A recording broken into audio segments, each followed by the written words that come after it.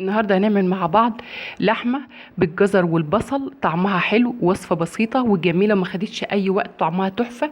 اللحمه ازاي هوريكم هنسويها ازاي وتكون طريه وما تغيبش في التسويه وقت طويل، والجزر والبصل هيدوها طعم تحفه.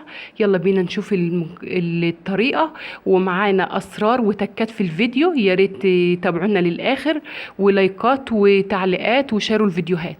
معايا الطاسه اللي اعمل فيها اول حله، وهحط فيها السمين او الدهن اللي طالع مع اللحمه، وهحطه الاول ينزل الدهون اللي فيه، وبعد كده احط اللحمه تاخد صدمه، المسام بتاعتها تتقفل، وبعد كده تكون الميه مغليه هحطها عليها.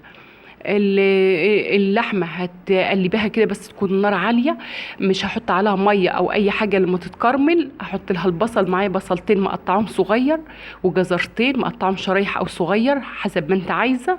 بس بعد كل البصل والجزر هحطهم بعد ما اللحمه تتكرمل ويبقى لونها ذهبي، ويكون المسام بتاعتها اتقفلت، ويكون الدهون نزلت كلها. يعني دهون الدهن اللي انا حطاه ده نزل الدهون اللي فيه في الطاسه، هيتحمري فيه البصل والجزر.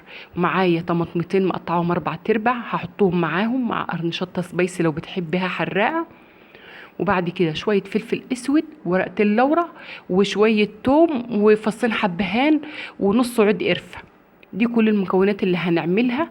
احنا معانا التكه اللي احنا بنقول عليها ان اللحمه الاول صغيره فمش هتاخد تسويه كتير، مش محتاجه ان احنا نحط لها بيكنج باودر او نوى بلح علشان خاطر تستوي على طول، او معلقه سكر. ومعايا الجزر منزل السكر بتاعه، فعشان كده ما حطيناش معلقه السكر عشان التسويه، واللحمه كده كده صغيره.